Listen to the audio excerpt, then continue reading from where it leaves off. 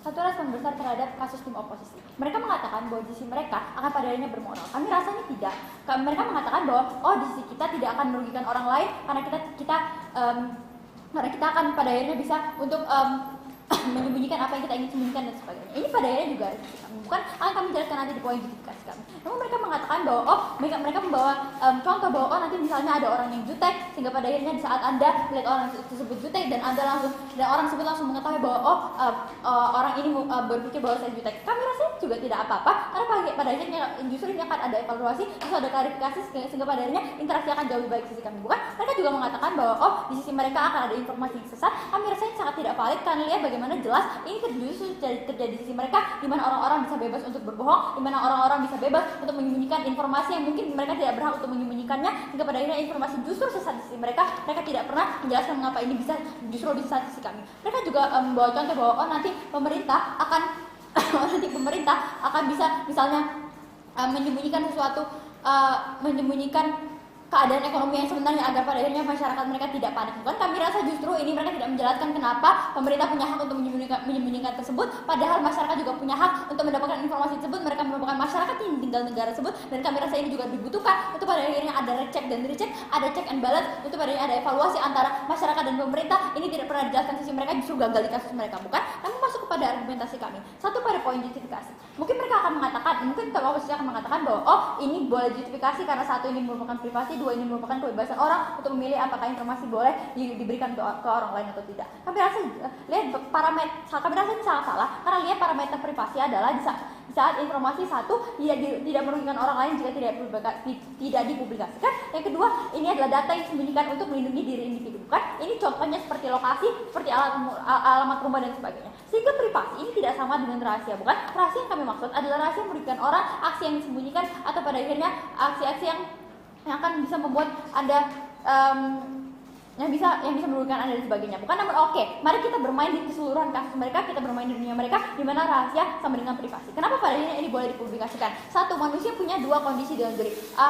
Yang pertama mereka bahagia, yang kedua mereka sengsara. Bahagia dicapai di saat mereka untung sebanyak-banyaknya, sengsara dicapai di saat mereka rugi sebanyak-banyaknya. Bukan, maka tendensi terbesar manusia adalah mereka ingin selalu mengejar kebahagiaan mereka dibandingkan kesengsaraannya mereka. Bukan, manusia akan pada akhirnya menggunakan hak privasi mereka untuk menjadi eksploitatif terhadap manusia lain hanya untuk memenuhi interest pribadi mereka seperti mencapai kebahagiaan dan sebagainya. Bukan, kemungkinan terbesar adalah mereka akan merugikan orang lain untuk bisa mencapai kebahagiaan mereka sendiri. Ini contohnya bisa kita lihat dari kasus-kasus korupsi, bisa dilihat dari bagaimana orang-orang yang melakukan kasus korupsi mereka merahasiakan bahwa mereka mengambil uang lebih banyak, mereka mencuri uang rakyat dan sebagainya untuk menguntungkan diri mereka sendiri. Namun pada akhirnya sadari kerugian ini sangat besar, harm yang diterima masyarakat sangat besar, negara juga rugi dan sebagainya. Bukan, ada hukum. Ini pada akhirnya tidak efektif karena lihat masih banyak ada kasus-kasus korupsi, masih banyak kasus-kasus kriminalitas dan sebagainya. Dan yang kedua, hukum pun kami rasa sudah terlambat. Bukan, di saat Anda ingin menggunakan hukum untuk menghukum orang-orang yang melakukan kriminalitas, ini pada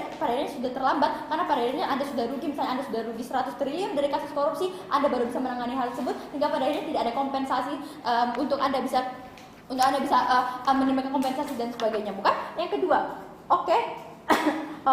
yang kedua, kenapa pada akhirnya boleh untuk individu dilanggar hak privasinya jikalau memang kita melanggar hak privasi mereka? Satu, kalau misalnya mereka sudah merugikan orang dan sudah mengambil hak orang lain, seperti misalnya mereka korupsi mengambil hak uang masyarakat dan sebagainya, kami rasa mereka sudah tidak punya hak lagi. Bukan, kami rasa ini pada akhirnya sah-sah saja untuk kita mengambil hak kaum kriminal. Tidak, terima kasih, kaum kriminal untuk pada akhirnya kita mengambil hak mereka sehingga pada akhirnya ini lebih menguntungkan lebih banyak orang. Bukan, namun yang kedua, kenapa boleh individu dilanggar hak privasinya? Kami rasa pun di saat misalnya individu menyembunyikan rahasia untuk melindungi diri mereka sendiri, ini pada akhirnya di saat tidak ada rahasia di dunia seperti dunia kami, mereka akan dinormalisasi seperti mereka akan dinormalisasi sehingga pada akhirnya justru akan ada penerimaan dari masyarakat dan tidak ada penghakiman lebih lanjut. Kami akan menjelaskan di poin dampak yang kedua kami. Bukan, masuk pada argumen yang kedua, pada poin dampak. Sadari sebelumnya bahwa dunia itu ada standarisasi, masyarakat mereka menciptakan standarisasi mereka sendiri, ada ekspektasi untuk individu dan sebagainya. Bukan, pada akhirnya individu harus memenuhi standar seperti ini. Kenapa ini pada akhirnya lebih baik di sisi proposisi? Satu,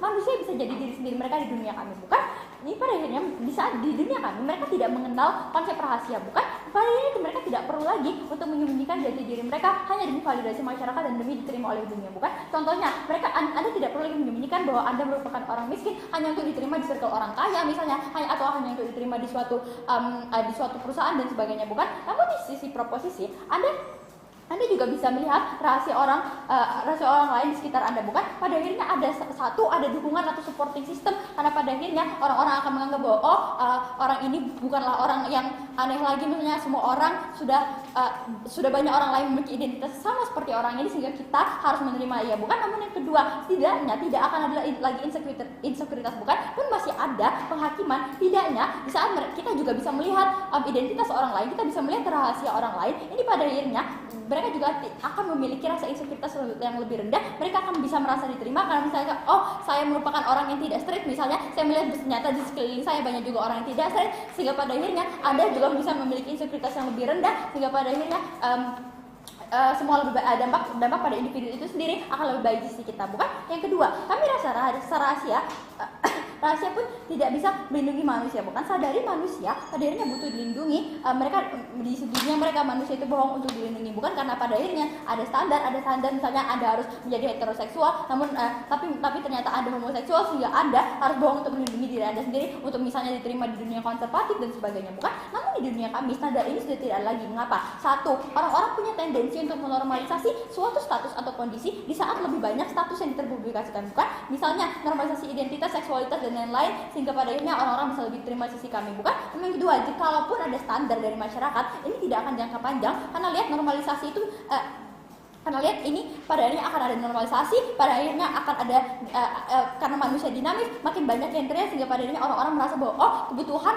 masyarakat kita sudah berbeda, kebutuhan individu sudah berbeda, sehingga kita harus berubah, kita harus menerima orang-orang dengan identitas seperti ini, sehingga pada akhirnya dampak akan jauh lebih baik sisi kami. Normalisasi yang kami maksud bukan normalisasi kejahatan atau kebohongan yang merugikan, bukan, justru dampak jauh lebih baik sisi kami sangat bangga